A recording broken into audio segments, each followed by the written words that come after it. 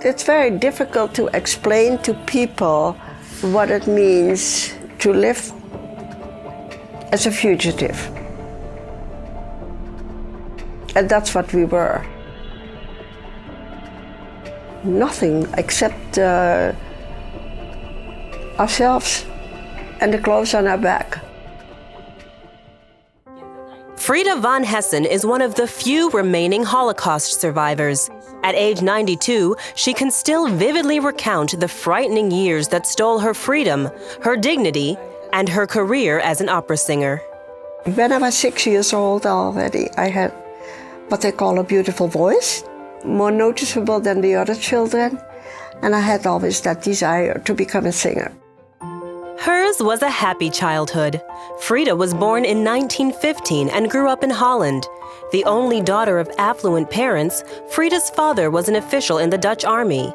Her mother, a singer, encouraged Frieda's natural talent for opera. Frieda became a rising star at the music conservatory, singing to sold-out audiences.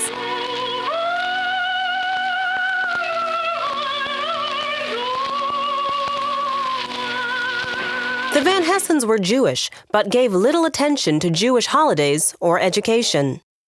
I never knew the story about anything, and I didn't know who Moses was. I never, ever experienced anti-Semitism until the Germans came. The Nazis imposed strict regulations for Dutch Jews. Frieda and her family had to wear the Star of David on their clothes. And as a Jew, Frieda was no longer allowed to perform for non-Jewish audiences. I had a dream about big, big black birds flying over our house, and I never knew what that meant. Of course, it was an icky dream, let's say it that way, and not very pleasant. In May of 1940, German bombs landed in the Netherlands for the first time. Overnight, Frieda's life changed from that of a concert performer to a fugitive who would be on the run for the next 4 years. In the middle of the night, all of a sudden, my brother was standing at my bedside and shaking me, and he said, "Frieda, wake up, we are in war." When we looked what was happening, those big black birds that I had been dreaming about, they came straight over our house. The Van Hessens, along with Frieda's friend Mika, escaped to another house where they hid for several days. Frieda's parents were in a different room when a car stopped in front of the house. And so when I peeked behind the curtain to see what it was, I saw this gigantic black limousine, and I saw the German soldiers with the bayonet standing next to it. And I said, "Oh my God," I said, "Mika," I said, there's trouble, you know. The Nazis captured Frieda's parents, but didn't find Frieda or her friend. Frieda didn't know it at the time, but her parents were led to Auschwitz, the most notorious death camp where over 1 million Jews were murdered at the hand of the Nazis.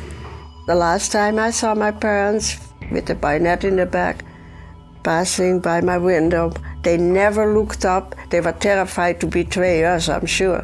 So they looked straight forward. And then, of course, then I collapsed and I screamed. I just lost it totally. From that day until the war ended, Frieda and Mika lived in terror. They hid in 8 different locations provided by sympathetic non-Jews. Whenever they suspected discovery, they ran to another hiding place. The most fearful part of the whole thing was actually that we were 24 hours not knowing what is going to happen next. Like we were always whispering. We couldn't trust anybody. You know, you couldn't even trust family. You never knew. It could come from any side. Did you ever just feel like giving up? No. Actually, I did my exercises. I had an itsy tiny little bit of a lipstick, like a sample. I put some lipstick on every day. I did my ballerina exercises. And I wanted to look very pretty when the war was over, that I was knowing that I was going to be Frieda. And I always said, if they want me, they have to kill me because they can't get me alive. For 4.5 years, Frieda fought to survive. Then one day, it all ended. Let us pray that peace be now restored to the world, and that God will preserve it always. These proceedings are closed. We were just all of a sudden told that the war was over, you know, when the bomb came on Japan. There was just a total rejoicing. The flags went up, the people were dancing in the street, everybody went crazy because there was peace, okay? But we were so afraid. We had been so long in this one room that when we were out and we had no roof over our head, right? But I was so petrified to look up. I was afraid of the sky. I was afraid of the stars. I was just so scared. It was so big. And so, I mean, I guess that's how people feel that are lifetime in prison or something like that. It was very strange to be able to buy things and to go places. It was just a miracle. Did you ever think you'd live to see that day? No, it's something very hard to describe, you know, when you have been so void of everything, void of associations, and void of food, and void of liberty, void of my own art. I mean, I had lost totally my memory where it came to my music. It took years for Frieda to pick up the pieces of her life. Nearly all of the people and places she knew were gone. 6 million Jews had been killed. This rubble was all that remained of Frieda's home. And from this family photo, only 5 members, including Frieda, survived the Holocaust. Canadian soldiers were stationed in the area, and Frieda caught the eye of one young Christian man, Keith Saunders. I thought he was handsome. Also thought he was very arrogant. The two married and planned to move to Canada. That's when Frieda's uncle made a strange suggestion. He started saying to me that I should become a Christian. And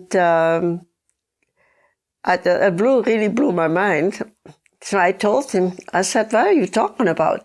He said, well, if that ever happens again, if there's going to be another war again, then they will probably do the same thing to you again. And, well, I just sat still for a minute and I said, I will never do that. Because if I change and I become a Christian, that means that Hitler won the war after all. Frieda decided to change her religion for safety purposes only. She walked into a church and asked to see the pastor. So all I had on my mind, I wanted a piece of paper, you know, telling the people that I was a Gentile. The pastor introduced Frieda to Elizabeth, a woman from the church.